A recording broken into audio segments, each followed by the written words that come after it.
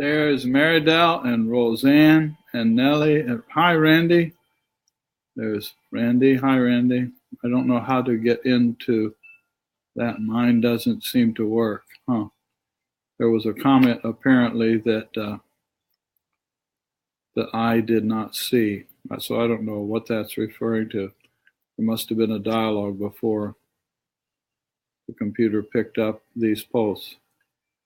Even without the app, the video will still be on live. So it's Meridel and Randy having a conversation. I won't be online today. Oh, this is old. Roseanne won't be here. Okay. Hi, Nellie. Nellie is live. Hi, Nellie. Hello, Ben. And there is Adi. Nellie's feeling better. She put a smiley face there, so that's a good sign. Anyway, and there's Adi. Hello. We're piling up chores for you to do when you get here, Adi. We're doing what? Piling up chores. We are piling up chores for you to do when you get here, says Ma. That's. Ooh, Adi could do that. Ooh. She said, yeah. Oh, spot something. Oh, Adi can do that. Together with us. Together with us. It'll be fun. It will be soon, huh? It's now officially December 1st here. Yeah, but in less than 3 weeks. Less than 3 weeks, we will have an Adi. Or we can have Adi here rather than a little Adi on the screen. Yeah. So, anyway, Tripura Rahasya. Wow. We're just starting over in this one.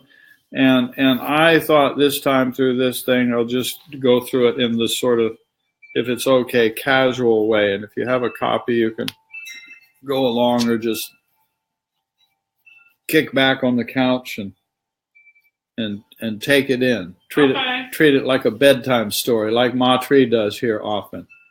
Just, the head goes down on the pillow over there, and there she goes. Let's see if I can turn this around here, and you can see her sitting over there comfortably on the couch, nibbling on a piece of chocolate hummus toast and going, Okay, let me put that battery charging thing back in there. Pulling weeds, says Nellie. And Adi says, guess so. Well, but the master weed puller is here right now. And I mean, she does an amazing job of pulling weeds and is rearranging the garden. And it's looking nice in 2 days. So it's progress. I'm just labor. She's the gardener. She's management. I'm just labor, and I'm not really actually worth very much. I'm slow, and anyway. It's okay. But I do a little. I do what I can do. It's just that she's very, very good at it. Hello, Anjan. And guess what? We have a Raj. There's a Raj. Hello, Raj. Yeah, he was probably walking outside for He's probably Yanni concert. Walking outside for Yanni concert. But I think he miscalculated the time, and I wonder if he's going to go live anyway. The Facebook page says UTC -2. Yeah. But we don't know how to interpret that into local time. I don't know what that -2 means. Because I thought Saudi Arabia would be more east of London, so it would be +2. Well, the thing I don't understand, why does it not just say here, whatever time it is, why doesn't it tell you the actual time that it's going to be? Operates. I remember when I make an event for Holland, and I say local time zone, and I type in Amsterdam, it says +1. It does that. Yeah, but you tell people that it's for Amsterdam. Yeah, so this is the local time in Saudi Arabia. It's whatever the concert is at 8:30. And it's just telling you it's in that time zone so that the rest of the world can calculate. But for the Saudis, it's So local what time you're is telling 8:30. me is if that we are UTC -6. -6, then it's -4. Yeah. So that means we missed it. That means it was this. No, it's in 4 hours. But if we're -6 and they're -2, then Yeah. So then they're 4 hours ahead of us. yeah. So the concert is at 8:30. So then the concert is for us at 4:30. I see. Okay. I don't know. It's too confusing for me. There's Johnny. That's how the rest There's of the- Johnny keeping us all on track. It's 8 hours from Ashram time, 8:30 p.m. in Saudi. So it's 2:30 here. No, it's 12:30 here. But then it should be started right Then now. it's already over. Then why does it say on Facebook that it takes another 4 hours? 4 On hours. Facebook, it says it will be another 4 hours. I don't know. It's too confusing for me. Johnny's got the correct time. Whatever it is, we're It's here. time for Tripura Rahasya. Nail on the head. Anyway, the translation we're looking at is, people translate something and then they say, give it their own name. And so it's Pandit Rajmani Tiganayak called this Shakti Sadhana. And I will read the introduction. We'll go through the introduction, but the important part of the introduction is that when Panditji wrote this, he is a scholarly type person, and his choice of words in the translation was too intellectual and too scholarly. And Swamiji told him he wanted it rewritten, so Swami Rama basically rewrote it for him, but he didn't change the name of the author because the other guy had done so much work with it. That's the short version of it. All human beings experience the waking, dreaming, and sleeping states, but only a few, the yogis, attain the fourth state called Turiya. We heard a bang outside. The rare ones reach the summit and have a profound view of all states experienced by human beings. The aspirant who, what? What's banging? I don't know. Must have been a vehicle of something. I'm right up the door. Huh? Was it the door? No. We have that weight thing in front of the door, right? The aspirant who has attained such a lofty state is rare and knows the mystery of life here and hereafter. Pretty cool, huh? Nothing remains unknown to him. Such a great yogi does not belong to any caste, creed, sex, or ethnic group, because he has already transcended all such superficial limitations. All. And so this is a part of why it's so hard when somebody says, tell me the name of your tradition. Oh, what kind of yoga do you do? Or something like that. The knowledge that enlightens such an aspirant is called Tripura Rahasya. The word Rahasya means secret. And so it's the title of the text is The Secret of That Which is Tripura, the one in the 3 cities. The text by that name is one of the most significant scriptures in the tradition of Tantra Yoga.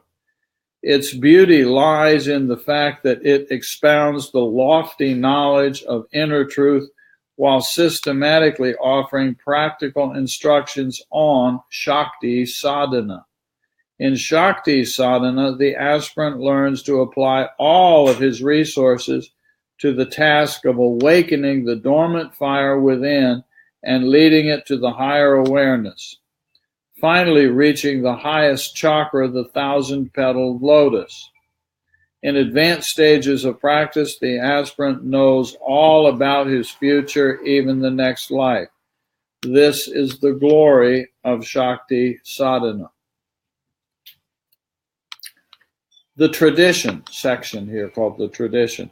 Traditionally, spiritual knowledge was handed down from gurus to their disciples, and this tradition still exists.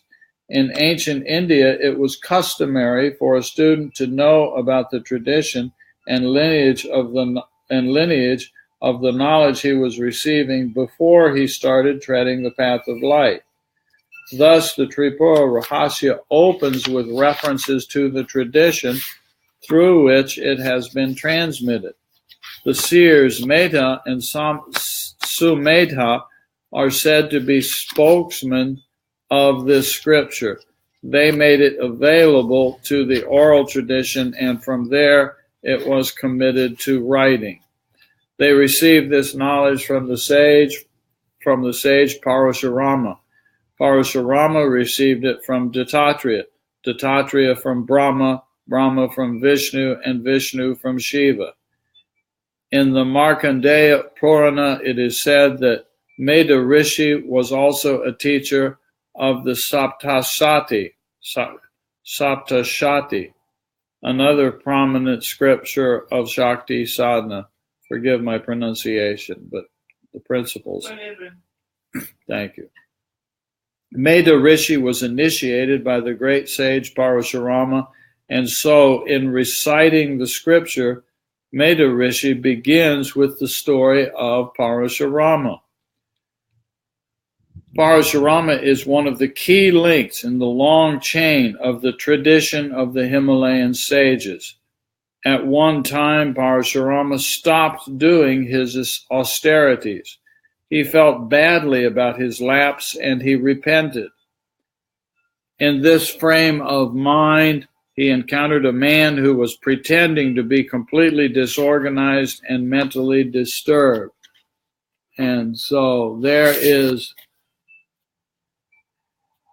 Yolanda, and there is Bertel. Bertel or Bertel? Do you know the name Bertel? I don't know how to pronounce. I'm sorry, Bertel. I don't know either, actually. Bertil. Yeah, he's a Dutchie. Yeah, he's a Dutch. That's a Dutchie name. Yeah, but I have Bertil, a Dutchie Bertil here, and she doesn't know how to pronounce it. I'll ask him next time he's online. He comes on the Mondays as well. Is it Bertil, like a bear, like a big animal bear in English? A bear till? I'm trying to think of how to pose this question. Bertil is de enige is het enige wat ik kan bedenken. Bertil. Aha, ben ik aan te denken. Yeah. That clears that up. There's my I'll tree. ask him. There's my tree sitting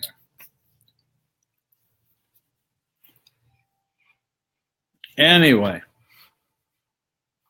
I'll put this like this here. It's turning a little funny. Yeah, I think it's that they made it boo-boo at Facebook with the Oh. He met a man pretending to be completely disorganized and mentally disturbed. I was wondering if you were rehearsing for that job. Comes naturally. It comes naturally. The man ignored him, but Parashurama, determined to talk to him, made persistent efforts to get his attention. The man did not lose his temper, even though Parashurama teased him obstinately, but kept on smiling. See, that's why I'm just trying to fulfill that role. I see. You're just being pesky. Obstinate. But he kept on smiling, mumbling something that Parashurama did not understand. Mumble, mumble, mumble. This behavior convinced Parashurama that he had encountered a great sage who had conquered lust and anger, and so he surrendered himself at the man's feet. Seeing this, the man said, "I am Brahaspati's brother, Samvarta. I renounced my home and my childhood and began practicing contemplation. I protect myself from people by posing as a lunatic. I remain in contemplation all the time and have no time to teach you. Go to the sage Dattatreya, and he will initiate you in the worship of Tripura." There you go. Hearing this, Parashurama went to Gandhamadana mountain where the revered Dattatreya lived. See, I pronounce funny because I'm actually a Sanskrit scholar and I'm pretending to not know. That was a joke, by the way. The mountain is north of the Himalayas. In this calm and tranquil setting, he found someone seated in a meditative pose who greeted him with a smile, saying, "You are in the right place." The sage Dattatreya is seated in the inner chamber of this ashram. you may go in. Wow. Drum roll, drum roll. Parashurama entered and saw the sage. What are you doing, Ma? I'm just typing. Oh, she's doing other work. She doesn't care about the Tripura Rahasya. She figures, well, I got the name. That's close enough. A courtesan was seated next to him, trying her best to charm him, and a goblet of wine was by his side. Parashurama was completely bewildered by this, but he had faith in Samvarta. Reminding himself that sages have their peculiar ways, he prostrated and sat in front of Dattatreya. The sage welcomed him. "O Parashurama, you have taken the path of enlightenment. To attain perfect control over sense gratification is the way of victory. To have control over the palate and the sexual urge is a great achievement. As you see, I keep the objects of enjoyment with me. Both wine and courtesan It's Johnny's birthday today. are by my side." It's happy birthday to Happy Johnny. birthday, Johnny. Happy birthday, dear Johnny. Happy birthday to you. Happy birthday, dear Johnny. Happy birthday to you. What'd you say, Ma? I was just singing along with you. I see. But I was off. Happy Temple Day. Happy Temple Day. Both wine and courtesan are by my side. Seeing this, all the sages have left me. They despise me now. For what have you come? Do you not hate me? Parashurama replied, "I have heard about you from the sage Samvarta and have come to your feet with great shraddha, faith. Kindly instruct me." Sage Dattatreya was happy to comply and imparted the knowledge of Tripura Rahasya in the traditional manner.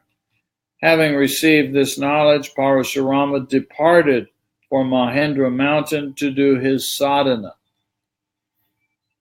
This phase of his sadhana lasted 12 years, and according to the tradition, it was during this time that he initiated Sumedha Rishi. The text of the scripture translated in this volume begins at the end of this 12-year period. And just think, today we are so advanced that you can go off to a retreat somewhere for a weekend or a week or two, and you can become a certified yoga teacher and leap right over all of that silly process of 12 years being a student and all of that. Just leap over that. This is the modern time that we're in. Isn't it wonderful? Initiation. Shakti sadhana is not possible without initiation, just as the Vedas cannot be studied without upanayana samskara, initiation into the sacred thread. Shakti sadhana cannot be done without formal initiation by the master.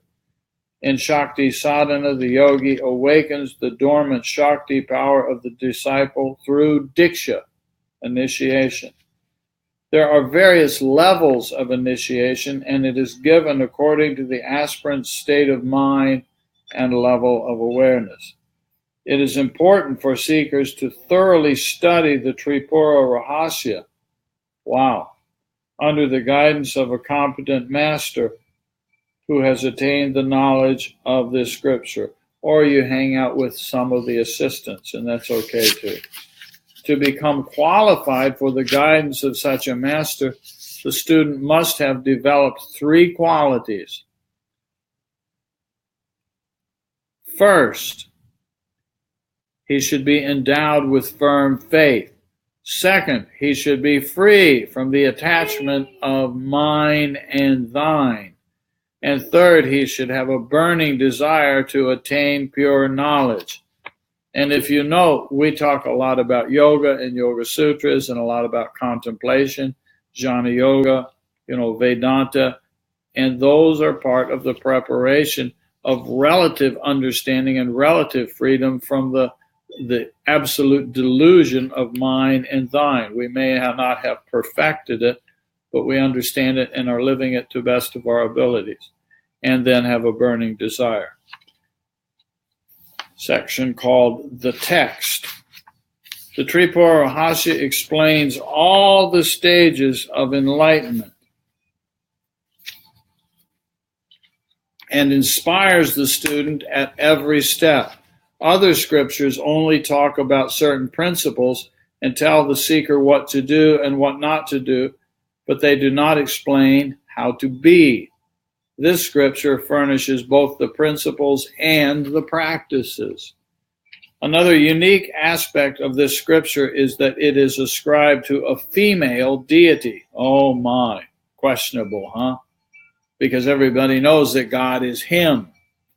Him, everybody says it, Him who is there.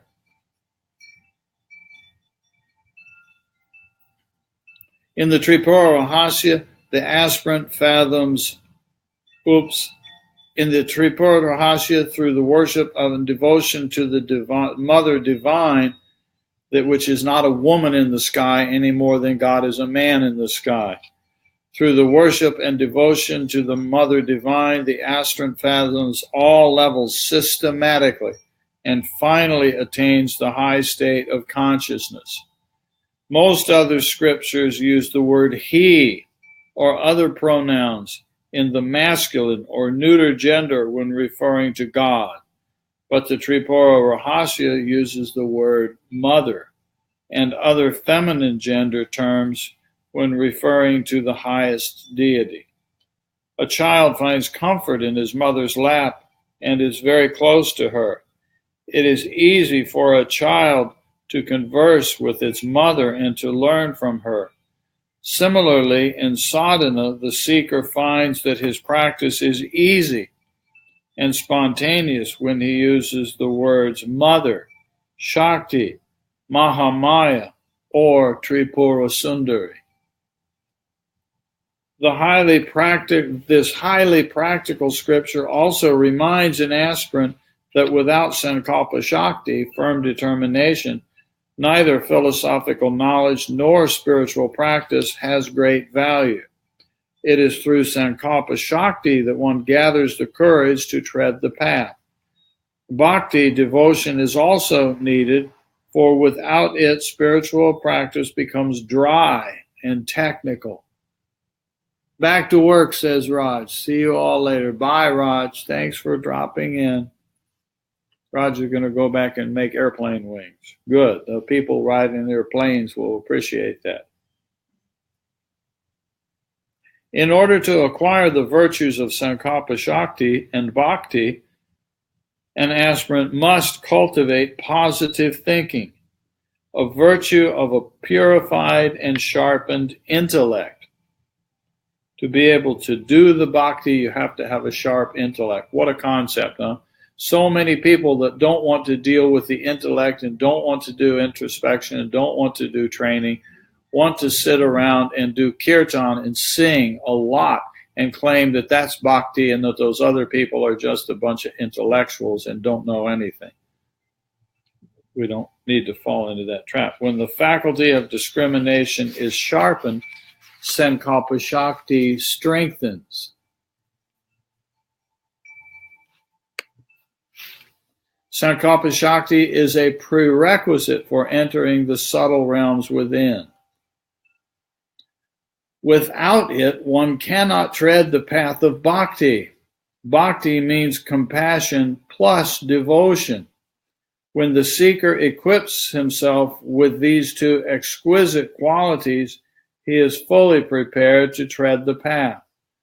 Firm faith develops in the company of the sages by contemplating on the Atman and by practicing the systematic method of meditation described below. And here's a brief summary of it. First, learn to sit still, keeping the head, neck, and trunk in a straight line, yet remain relaxed. Second, practice withdrawing the senses from the objects of the world by fixing the attention on the flow of the breath. Make the mind aware that the breath and the mind are like two sides of the same coin. They are inseparable, twin laws of life. Who's inseparable? Mind and breath.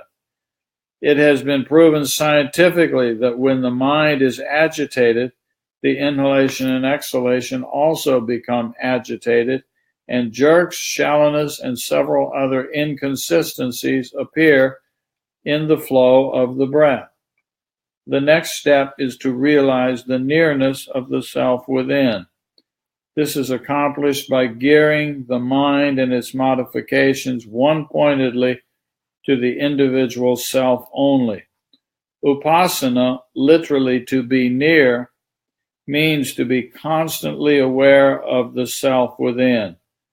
This is the prime goal of that sadhana which leads the seeker to the highest state of attainment. Upasana, or devotion, has two aspects, external and internal. In external worship, objects such as flowers and fruits are used, and rituals such as the fire ceremony are performed. In internal worship, the mind and its modifications are made one-pointed and inward. Thus, as the Yoga Sutra says, Tada drashtu svarupayavasanam, then the seer is established in his own nature. The schools of Shakti sadhana. There are three main schools of Shakti sadhana, Kala, Mishra, and Samaya, which correspond to the mental state and preparedness of the student. All are concerned with awakening the Kundalini energy from its dormant state at the base of the spine and leading it to the crown chakra. Kala is a highly systematic method of spiritual discipline which uses objects such as yantras and mandalas as a means of spiritual unfoldment, incorporating them into complex rituals designed to bring the senses under control. Adherents of this school concentrate on awakening the divine force latent in the Muladhara chakra, the root chakra. Mishra means combination. It is the midpoint between Kala and Samaya, and it is here that the student begins the transition from external to internal worship. In this school, the student masters the symbolic meaning of the yantras and mandalas and learns to internalize them with devotion. Note here the choice of words. Student masters the symbolic meaning of the yantras. Does not say just keeps visualizing and visualizing and visualizing, worshiping symbols and all that. Understands the deeper meaning. The master imparts the systematic method of leading Kundalini force to the Anahata chakra, the heart center, which becomes the center of concentration. Samaya is the highest of the three schools and is practiced only by accomplished yogis. The word Samaya means I am with you. When the aspirant attains this state, he feels as though he is walking in Brahman consciousness all the time. His ajapa japa becomes spontaneous and effortless, always remembering the mantras. Even in deep sleep, he remains aware of mantra because mantra becomes the predominant factor in all activities of life. This school leads the aspirant directly to moksha, liberation. At this stage, the body is regarded as a living shrine in which the divine force dwells. All practices are internal. No internal method, such as contemplation or meditation, can be accomplished without establishing perfect harmony between the mind and the breath. And the aspirant is given breathing practices to establish this harmony. When the aspirant is fully prepared and yet encounters obstacles, the master bestows his grace. Through his kind touch or gaze, the master gives the aspirant his power. This rare occurrence is called Shaktipada.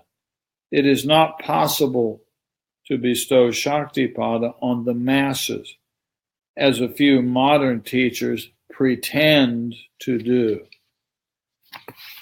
Not everybody agrees with that. There's a lot of people around. There's no shortage, is the way to say it. There's no shortage of people around claiming, follow me, give me your money, touch my feet, sarcastically said, and kiss my ass, and I will do everything for you. You don't need to do anything. It's a trap, but many people fall into it. In all three schools of Shakti sadhana, the awakening of Kundalini Shakti is the central theme, and initiation is given step by step. The highest initiation is called Mahaveda. In Mahaveda, the final knot of ignorance is cut asunder, and the aspirant has access to the highest knowledge. Another section here entitled Tantra. The technique of attaining the goal of Shakti sadhana is called Tantra. This is a method of helping one to realize the Atman. Etymologically, the word is derived from the root tan, which means expansion or introduction, and the suffix tra, which means protection or guide. Thus, Tantra is the path of sadhana which leads an aspirant to the highest state of protection, which is the highest state of attainment. Tantric scriptures expound the multifarious meanings of all the tattvas, principles, from the absolute to the manifest world, including the science of mantra. Hi, Jean. Jean is there now. Oops. I missed your comment, Adi. Hi, Jean. Let me put it there again. It's difficult to have faith and be devoted towards what is not known or experienced. The mind tends to hold back. Yeah, but here's a thought for you, Adi. The spirit of this faith, I know you know this is not new information, but this notion of faith is not one of belief. You know, here is the description of this deity. Remember, this business of Divine Mother in Tripura, this is symbolic language. It's not saying, you know, when it mentions the Kaula, some of the Kaula people, they will go to a temple and there's a statue there and people put clothes on it, they bring food to it, they wash it, and that is a symbol of Divine Mother. And it's creating the impression that Divine Mother is a woman somewhere off in heaven or the sky or somewhere like that, that's feminine rather than masculine. And if we're not doing that, the faith that's being talked about is this certainty. I know, Adi, I know you well enough to know that inside of you there is a commitment that is very strong. Is there not? There is a commitment in you that surges in you that sometimes gets frustrated, sometimes feels dissatisfied, if not depressed or confused or something like that. But yet that something inside of you keeps rising and says something along the lines of, but I want to do this. Am I right or am I wrong? Tell me, go ahead, Adi, tell me I'm wrong. You know that I'm not wrong in that. Well, that certainty that's in you, Adi, that certainty is the meaning of this faith that's being talked about here. That is the faith. It's not a blind faith, belief in a God in the sky or something or anything like that. It's not that. It just is not. And the devotion is the emotion that you feel in your heart when you have that passion and you say, you know, in whatever words it is, you say, I know we've talked, we've walked and we've talked. I've heard it come out of you. And there is a passion about you. That passion, that sincerity is what's being called devotion. It doesn't mean you're bowing down to a concrete statue and bringing flowers to an altar and doing all that kind of stuff. You can do that if you want. That's what the Kala people do. That's the discernment of the Kala Mishra Same that I just read about. So do what is not known or experienced. Don't tell me it's not known or experienced. It is experienced. I know. The mind tends to hold back, but that part of Adi that I'm referring to right now does not hold back. Now, tell me, I challenge you, tell me I'm wrong. True, there is a strong commitment. Thank you. That's it. True, there is a strong commitment. Yet there is doubt. Of course there's doubt, but stronger than the doubt is the commitment. Isn't it true? I don't want to sit here and go back and forth and back and forth. I'm not trying to have a debate with you. I'm trying to point out I think what you just finally acknowledged here is that it's already there. There is a strong commitment. Well, layered over the strong commitment is doubt. So the hell what? That's the nature of lower mind. That's the nature of manas. Of course it has doubts. I had been given a sort of commitment this morning that we were going to have some chocolate hummus to go with lunch today. I went, goody. We're going to have some chocolate hummus with lunch today. That's going to be great. There was a commitment there. Now, it wasn't me who was going to make it. It was Matri who said she was going to make it. She had made the beans for it, cooked them all night last night during the night. And so this morning they were there and cooked, and she said she was going to make it and said we were going to have some of it for lunch. I had a certainty about that, and I was looking forward to having it. But when it came till a half an hour before mealtime, she was out in the garden. So I went out to the garden to see how she was doing. I was working on something with putting out an announcement about the courses. And so I went to the door. I was just going out and said, I was coming out to see your gardening that you did. And she said, oh, good. I was just going to take a break. And I said to her, so what are we having for lunch? And then she said, well, maybe you'll make some leftovers. And there was a little part of me that had, I'm telling you this story, Adi, because there was a little part of the mind that had a little questioning. I didn't say the words, but it had a little questioning. There was a little doubt in there. What about the chocolate hummus? And then she added another sentence behind that. I said, well, yeah, I guess I can go heat up some leftovers for food. And she said she was going to go finish up the hummus. And so she went to do that. And I went into the kitchen, was going to cut up a tomato. And I said, are you finishing up the hummus? And she said, yes. I said, we get to have it for lunch. You see, there was my mind still saying, I had the passion inside to eat the chocolate hummus. And she had made the commitment yesterday that we were going to have chocolate hummus with lunch today. And that actually never changed. And so I had a certainty to me about looking forward to eating some of that because it was really yummy and it was probably the best batch that we've had so far. You would have loved it, Adi. You would have absolutely loved this batch of chocolate hummus. You see, now I'm making you feel bad because you don't have any and I just had some and there's some more sitting in there and I may get some more in a few minutes. I may get some more of it. So there's a certainty there. There's a passion there. That passion is devotion to chocolate hummus. And there's a certainty because I knew I was told we were going to have it and I believed it. But yet, when it came almost lunchtime and the gardener has not taken off her gardening hat and gone into the kitchen and put on her kitchen cooking cap yet, there's this little flash of uncertainty. I note I don't even want to call it doubt because it was not big. But there was a little flicker of uncertainty, which means doubt. A little flicker of uncertainty about whether I'm really going to be getting any chocolate hummus. And of course, there it was and there it came. Now, the dedication, the conviction, the belief, the faith, if you will, in getting the chocolate hummus all along was bigger than the doubt. It really was. I was certain of it.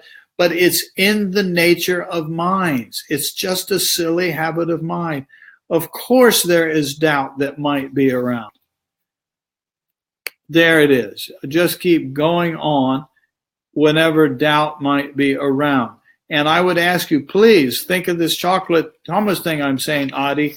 Notice that when you have doubt, I think this is true, the way I know you, that when you have doubt, it's not a big doubt. It's not this big gonna knock you down to your knees and fall on the ground crying doubt. It's not. It's just a flicker of the silly mind that goes through. And you just keep going right on without hesitation. Am I right? Of course I'm right. You know I'm right. And so that's why we have to look at these words carefully here, or we end up saying, I have no faith, or something like that.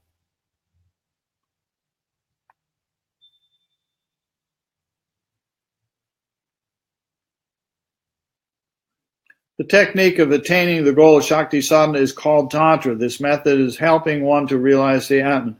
Etymologically, the word is derived from the word tan, which means expansion or introduction, and the suffix tra, which means protection or guide. Thus, Tantra is the path of sadhana, which leads an aspirant to the highest state of protection, which is the highest state of attainment. Tantric scriptures expound the multifarious meanings of all the tattvas, the subtle principles, from the absolute to the manifest world, including the science of mantra.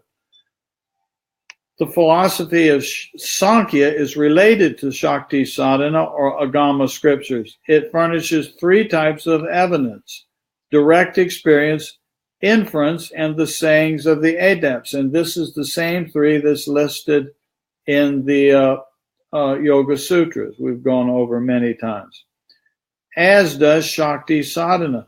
Sankhya also accepts the teachings of the Vedas.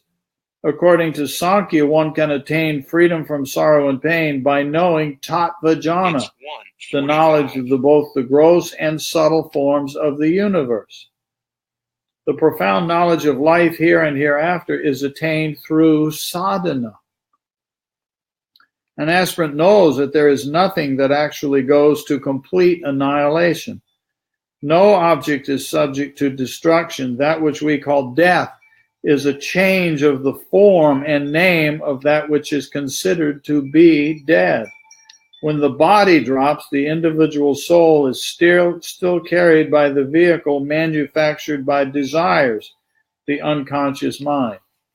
Now, here's a place where there can be doubt, because we have this sense that something's going to continue and that's on track. But then we accidentally fall into the trap, most of us, of thinking that that means me, and that my subtle body has the same features as my gross body, and so I'm going to be like a Hollywood movie, and I'm going to be walking around in a ghost image that's sort of a carbon copy, a blueprint of my physical person. And I am going to maintain precisely this same personality and this identity and all that. And that's not what it is. It's the core part of me, the depth of me, that survives. And so we make the mistake because we think that this version of me is who I am. And that's the boo-boo. That's the boo-boo. As long as the unconscious, drives that vehicle, it is called individual soul. As long as the unconscious drives the vehicle, it's called individual soul. The moment it drops that vehicle, it becomes one with the absolute, which it never was separate from. In the same way that a river meets the ocean and becomes one with it. In the Tripura Rahasya, the dialogue between Sri Dattatreya and Sri Parashurama leads the aspirant to know what is duality and what is absolute, one without a second, what is Dvaita and what is Advaita. The state of Advaita cannot be discussed, but can only be realized. Discussions are possible only in the state of duality. That's what we're doing out here. So all this stuff, other stuff, is signposts. Notice what happens sometimes when you read one of these things, or when we do something like we are right now. And look what is happening to Matri. She does it a lot. I'm sitting here going through this. She's sitting there taking it in, and then her eyes close and she goes inside. This is what we do. We cannot discuss the notion of the one, of the Advaita, and so we let go of the duality of being out here where there's words and and a Swamiji sitting on the couch and a book and all of this computer stuff. Let go of that and you check out and you go inside. We all know this. It's just unfortunately most of us have the bad habit of simply falling asleep. But our inclination to fall asleep on the couch at a moment like that, you're reading this book like this, and next thing you know, you look over and on the couch like this. Your significant other, your spouse, looks over. There's Adi again. There's Adi one more time with a book on his chest, laying on the couch, snoring. Gone. And so the inclination that we have to do that is correct. The boo-boo part, and it's not bad, it's just habit, is that we lose consciousness and we fall asleep.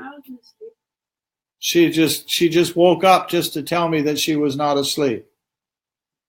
You see, she was not asleep. I'm playing with her now. She just suddenly heard me, and she all of a sudden came to life and looked at me and said, I'm not asleep, just to make sure I knew that. But anyway, I was just using her as a story, and she knew that too. That's why I demonstrated. So she demonstrated. And so, anyway. About this translation, here's the comment that's from the book about this little piece of history of what actually happened. This is kind of exciting. Pandit Rajmani Tighanayat is a nice guy, and he's a very smart fellow. He has 2 PhDs. 2 PhDs. He has 1 PhD that he got in India, and he got another one at Penn State University, I think it was, or University of Pittsburgh. And so he has 2 PhDs, and he's a brilliant fellow. Pandit Rajmani says about this translation, Pandit Tighanayat, being a scholar of Sanskrit, translated the Tripura Rahasya in a manner that was very terse and scholarly. Therefore, it was not accessible to modern students, especially those in the West. After a careful reading of this translation, Deborah Willoughby, who was an editor there, and I, Swami Rama, recommended that he modify it so that it would be accessible to the general reading public, especially those on the path of sadhana. And the part that's not written here is that basically Swami Rama took charge of it and basically rewrote it. And, of course, did not change the name of authorship. That wouldn't be appropriate. I advised him retranslate the entire scripture. I advised him to do so because a scholarly, abstruse translation would be of no use to the general reader. The Tripura Rahasya is one of the most wonderful and practical of all scriptures and is very helpful to those on the path of self-realization. I am certain that those aspirants who study this scripture in its present translation with full faith and a tranquil mind will have a new vision and will become aware of a completely new dimension of life. There's some real wisdom in that last sentence there. It's really true. I've looked at I'm no scholar. I'm no Sanskrit scholar, so I don't have the skill to be able to speak from that place. But some of these other people who I've met are scholars and have that kind of skill. And I've met some Sanskrit scholars who know virtually nothing about the practical application of this stuff. And I don't mean that as an insult. I'm not saying we're greater than them or I'm great. I'm not saying that. So I have great respect for his 2 doctorate degrees. But we can get confused. We can get dragged around by our doctorate degrees and can be very impressive to another person because we look so smart. But if it's not practical, nobody can do it. Nobody can live the principles. And that's what this is here. I've looked at a few other translations in English of the Tripura Rahasya, and I've done so much of this, not just reading, but the sadhana that goes with it, that now I think I could read any version that's in English. I still can't read the Sanskrit. I could read any version of the Tripura Rahasya. I can pick up any Bible in the world, any religious text, any one of them, and this is a part of what comes from this. It's one of the things that comes from this when he says we'll become aware of a completely new dimension of life. You can pick up any book and see tremendous wisdom in it, possibly seeing more wisdom in it than the author of the book was seeing when he wrote down the words. And I really mean that. But the choice of words, what this thing that we use to go through ended up, is absolutely superb. That I'm certain of. That I have faith in. I'm certain of it. And so that's why we keep going through it over and over and over. And it ended up a beautiful, beautiful job. So Rajmani came along and did a scholarly translation. And then the boss said, no, we need to redo this. And Swami Rama dug in and rewrote a lot, if not all of it, and got it practical. And this is a matter of choice of words. I know that Matri does some translation trying to explain some principles in Dutch for those who are primarily or exclusively Dutch speakers. And you can look at a single word, and you can look at one single word and have to work at it and ponder it, meditate on it, contemplate on it, to finally find what word or couple words captures the essence of this principle here. And it's not easy. And so then you choose, I will use these words to try to communicate that point. And what are you doing? You're actually translating from another text. So translating does not just mean you take a dictionary that goes from one language to another and you just make a literal translation like that. It doesn't work that way. You have to choose your words carefully to be able, because what we care about is conveying the meaning behind it to the other person. And that's not easy. And what they finally ended up with this version of translation of the Tripura Rahasya, I have great confidence in. I have respect for Rajmani and his intelligence. He's a very bright man, very well educated, and as a person, he's a very bright fellow. And I'm sure that his motives when he did the first manuscript translation of this, I'm sure his motives were right. But then when he took it to the boss to take a look at it, then it got modified because, no, this is too scholarly. This is too intellectual. It's not practical. It won't serve people. So let's rewrite it. Let's make it practical. And I'm saying to you, they have succeeded. Between of course, the main thing is the wisdom of Swami Rama, and Deborah, who was mentioned in there, is a very bright, well-educated wordsmith. She has degrees in language or something like that. I've forgotten, but she's been major magazine editor and done a lot of stuff like that. Very bright with words, very, very good with words. And so with the work and the translating of Swami Rama together with the work of Deborah and the preliminary work that Rajmani did, they ended up with a tremendously useful thing for it. And it's quite a journey going through this. And I want to do this time through it in this kind of, I think of it as a casual way. I want to go through this kind of casual way. It's fun. It's easy to have comments in the chat box and have some little side conversations going on. So this time we've gone through this whole text several times. I don't know how many times we've done this online together, but quite a few times. At this time, I want to do it just sitting here on the couch with you, casually going through it in this kind of way. And I hope you are able to join with me sometimes and use the comment box, and we'll have some conversations over it. Okay. Bye, Yolanda. So again, the front page of the book, there it is. See, it says Shakti Sadhana. And there's these little yantra things here. And there's the fire rising. And there's the light of the thousand suns, the thousand petal lotus, and they're like that. Swami Rama wrote on the back cover of this, the Tripura Rahasya is one of the most wonderful and practical of all scriptures and is very helpful to those on the path of self-realization.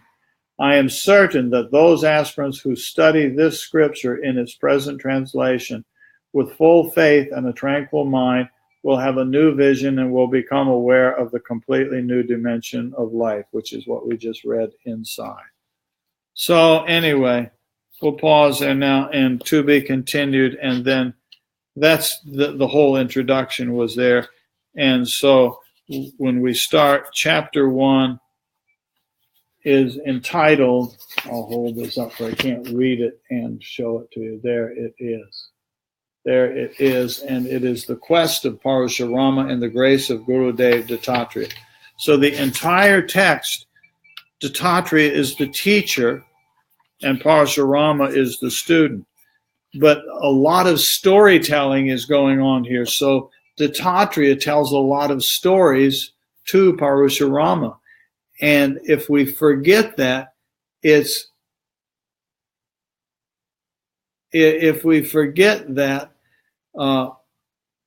easy to get lost in another story and forget, wait a minute, we are reading a story within a story. So it's always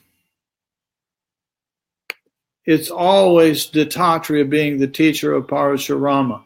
And you go off into another story, and then it comes back, and there's a thing there and said, and then Parashurama asked the question so and so. You say, well, wait a minute, what happened? Well, we took a detour for 2 chapters, and we're listening to Hemaleka or something like that. Anyway, thank you for playing, everybody. And there's a nice little sweet little heart from Nellie. I'll hold that heart as the devotional aspects of the feeling quality of the love of the entirety of everything. Feel it, right? It's 2 o'clock. Like the movie Inception. Yeah, movies are, good movie. See you all. Bye-bye. Thanks for visiting and playing. Matri says dooey dooey. Now she's going back.